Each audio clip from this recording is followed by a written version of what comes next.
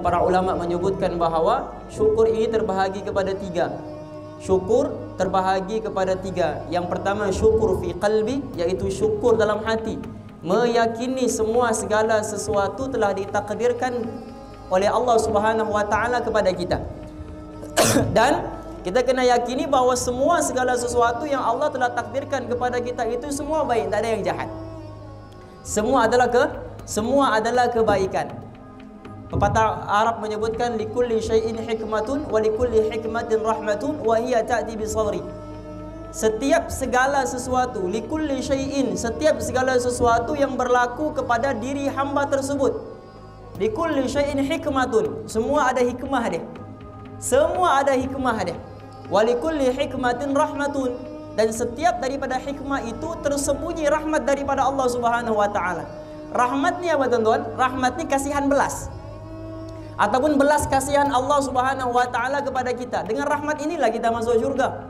La yadkhulul jannata ahadukum illa birrahmati. Kamu sekali-kali tidak akan masuk syurga melainkan dengan rahmat yang aku berikan kepada kamu. Masuk syurga bukan kerana amalan, tapi masuk syurga hanya saja kerana rahmat daripada Allah Subhanahu wa taala. Sebab dalam hadis bagi tahu ada satu orang lelaki, inna ahadakum la ya'malu bi'amali ahli jannati hatta ma yakuna bainahu wa bainaha illa dhira', fayasbiqu alaihi alkitabu fayamalu bi'amali ahli an-nari fayadkhuluha.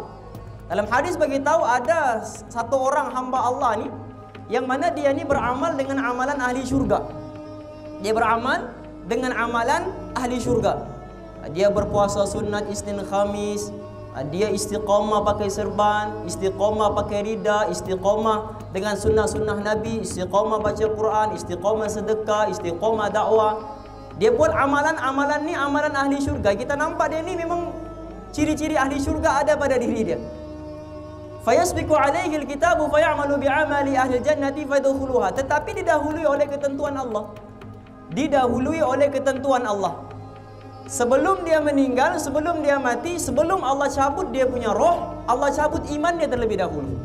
Nah, ini yang paling bahaya. Sebelum Allah cabut dia punya roh, Allah cabut iman dia terlebih dahulu. Lepas dicabut dia punya iman, dia beramal dengan amalan ahli neraka.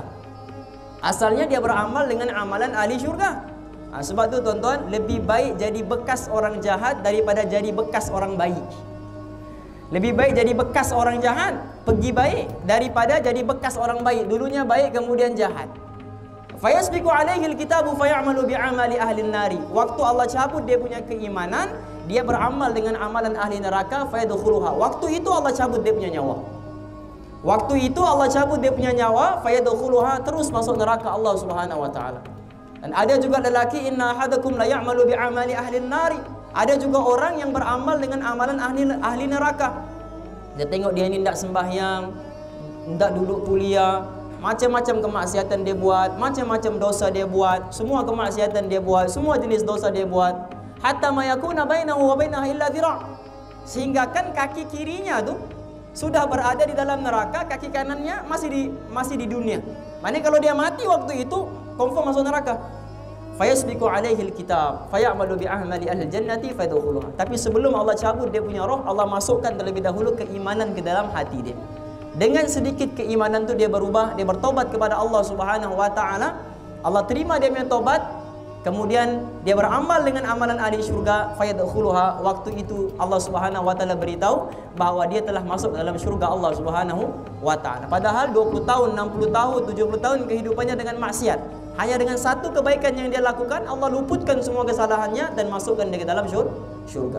Moga-moga Allah Subhanahu wa taala berikan kepada kita ni taufik untuk sentiasa berada di golongan orang-orang yang beriman, bukan berada di dalam golongan orang-orang yang kufur.